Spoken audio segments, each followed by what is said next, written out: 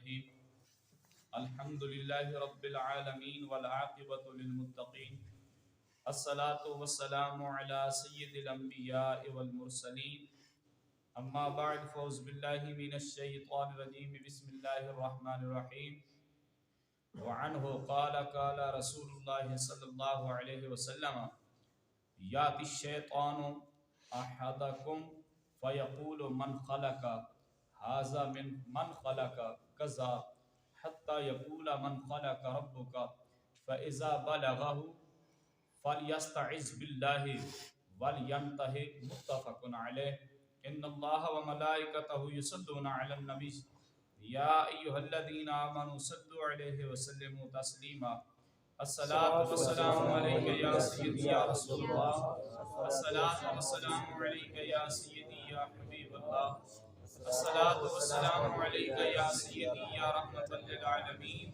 وعلى آلك وأصحابك يا سيدي يا خاتم المعصومين۔ اس حدیث کے راوی حضرت ابو ہریرہ ہیں، وہ فرماتے ہیں کہ نبی اکرم نور مجسم شفیع دو عالم صلی اللہ علیہ وآلہ وسلم نے فرمایا تم میں سے کسی کے پاس جب شیطان آتا ہے،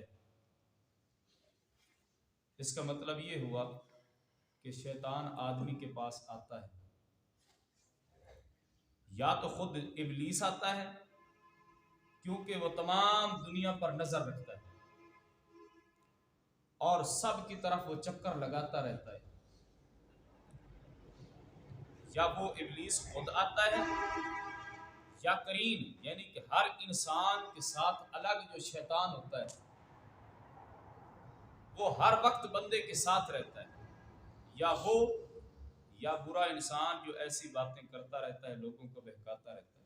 اس کی تین قسمیں یعنی کہ ہو گئیں، یا تو خود ابلیس آتا ہے وہ چکر جو لگاتا رہتا ہے، یا وہ آتا ہے، یا جو آدمی کے ساتھ پیدا ہوتا ہے الگ شیطان، یا وہ یا برا انسان جو بری باتیں کر کے لوگوں کو بہکاتا ہے، یا یہ۔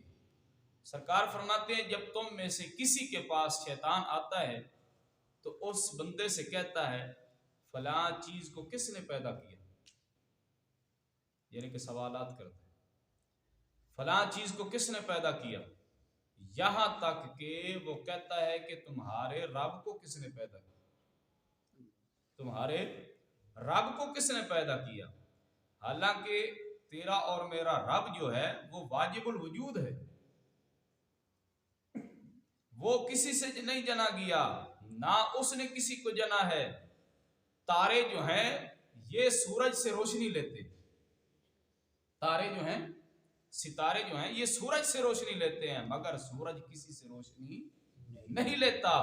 سورج جو ہے یہ جس کی چمک دمک ہے، جو چاند کے اندر چمک دمک ہے، یہ تیرے اور میرے آقا کریم علیہ الصلوۃ والسلام کے نور سے حصہ لے کر چمک رہے ہیں۔ سبحان اللہ۔ بھائی جو خود چمکانے والا ہو اسے کسی کی روشنی کی کیا ضرورت ہے؟ سورج جو ہے ستارے اس سے روشنی لے کر چمکتے ہیں، لیکن سورج کسی سے روشنی نہیں لیتا۔ ہمارے خدا کو کسی نے پیدا نہیں کیا۔ حضور فرماتے ہیں جب وہ سوالات کرے گا کہ فلاں کو کس نے پیدا کیا، فلاں کو کس نے پیدا کیا، یہاں تک کہ وہ یہ بھی سوال کر دے گا کہ تیرے رب کو کس نے پیدا کیا۔ حضور فرماتے ہیں جب اس حد کو وہ پہنچ جائے، سوال کرتا کرتا کرتا کرتا رب تعالیٰ پہ بھی سوال کر دے، حضور فرماتے ہیں جب وہ اس حد کو پہنچے تو کیا کہنا ہے؟ حضور علیہ الصلوۃ والسلام نے فرمایا پھر تم نے پڑھ لینا ہے اعوذ باللہ من الشیطان الرجیم۔ کیا کر لینا ہے؟ اعوذ باللہ من الشیطان الرجیم پڑھ لینا ہے۔ حضور فرماتے ہیں پھر فوری کہہ دینا ہے اعوذ باللہ من الشیطان الرجیم، سوچو بچار نہ کرے، ورنہ اگر سوچو بچار کرے گا یعنی کہ شیطان نے یہ پوچھ لیا کہ تیرے رب کو کس نے پیدا کیا، اس کو فوری کہہ دے اعوذ باللہ من الشیطان الرجیم، شیطان بھاگ جائے۔ اگر سوچو بچار میں پڑ گیا، میرے آقا فرماتے ہیں اگر سوچو بچار میں پڑا تو پھر وہ شیطان جو ہے وہ سوال پہ سوال کرتا رہے گا، تو لہٰذا اعوذ باللہ پڑھ لینے سے شیطان جو ہے وہ کیا کر جاتا ہے؟ بھاگ جاتا ہے۔ تو اس سے ایک اور بھی پتہ چلا کہ ہر بندے کے سوال کا جواب دینا بھی ضروری نہیں۔ رب تعالیٰ کو شیطان نے سجدہ نہ کیا تو اس نے دلائل پہ دلائل دیے تو اللہ تعالیٰ نے اس کی کسی دلیل کا جواب نہ دیا. حضرت آدم علیہ السلام کو اس نے سجدہ نہ کیا، دلیلیں دیتا رہا، اللہ نے اس کی کسی دلیل کا جواب نہ دیا. اللہ نے فرمایا فخرج منہا، نکل جا یہاں سے، اعوذ باللہ. تو یہ جو پڑھنا ہے یہ شیطان کو بھگانے کے لیے ایک بہت اچھا نسخہ ہے. جب شیطان دلائل دیتا رہا، اللہ نے اسے کسی دلیل کا جواب نہ دیا. اللہ نے فرمایا فخرج منہا، جنت سے نکل جا، تو نے میرے آدم کو سجدہ نہیں کیا، لہذا اب تو یہاں رہنے کا حقدار نہیں. اگلی حدیث وہ بھی حضرت ابو ہریرہ سے ہے. حضرت ابو ہریرہ فرماتے ہیں نبی پاک علیہ الصلوۃ والسلام نے فرمایا لوگ ایک دوسرے سے پوچھتے رہیں گے یہاں تک کہ کہا جائے گا کہ یہ تو مخلوق اللہ نے پیدا کی ہے، تو اللہ کو کس نے پیدا کیا؟ اب یہ لوگ بعض اوقات لوگ بیٹھ کر یہ بھی تبصرہ چھیڑ دیتے ہیں، بھائی ساری مخلوق نو تو اللہ نے پیدا کیتا ہے، اللہ نو تو کسے پیدا کیتا ہونا. تو اس کے بارے میں علماء فرماتے ہیں جیسا کہ آج کل دہریہ ایک کبھی ہے مذہب ہے جو اللہ کے منکر ہے، جو خدا کے بھی منکر ہے. تو ہمیں تو خود نبی پاک علیہ الصلوۃ والسلام نے خبر دی، ہمیں نہیں پتا تھا کہ خدا کتنے ہیں.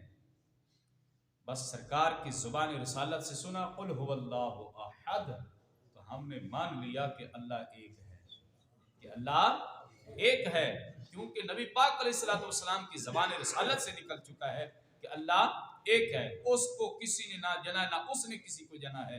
تو ہمارا ایمان اور عقیدہ اسی بات پہ ہے کہ ہمارا خدا ایک ہے. تو حضور فرماتے ہیں جب یہ سوال کریں گے کہ خدا کو کس نے پیدا کیا، تو جو ان میں سے کچھ پائے تو وہ کہے کہ میں اللہ اور اس کے رسول پر ایمان لایا ہوں. کیا مطلب؟ کہ بلا دلیل عقلی اس ذات و صفات کو میں نے مان لیا ہے کہ جو رب تعالیٰ ہے وہ ایک ہے. کیوں؟ نبی پاک علیہ الصلوۃ والسلام نے بھی ہمیں یہی بتایا ہے، اور کتابیں جو اللہ کی نازل ہونے والی ہیں وہ بھی ہمیں یہی بتا رہی ہیں، ہم اس پہ ایمان لائے ہیں.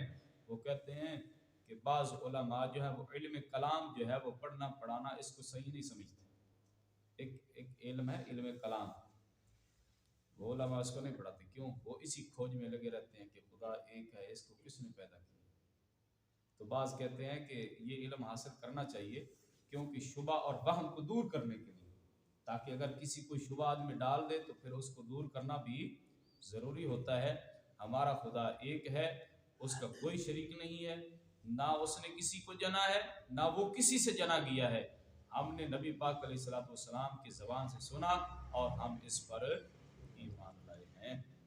تو آج کا یہ سبق تھا، اس کا لب لباب یہ ہے کہ جب شیطان آدمی کو بہکا دے، وہ یہ کہے کہ تیرے خدا کو کس نے پیدا کیا، تو جب یہاں تک سوال آ جائے تو پھر کہو اعوذ باللہ من الشیطان الرجیم، کہ میرا رب جو ہے وہ وحدہ لا شریک ہے. یہ شیطان بہکا رہا ہے، یہ جو وسوسے دل میں آ رہے ہیں یا ذہن میں آ رہے ہیں یہ شیطان ڈال رہا ہے. تو اس وقت کیا پڑھنا چاہیے؟ اعوذ باللہ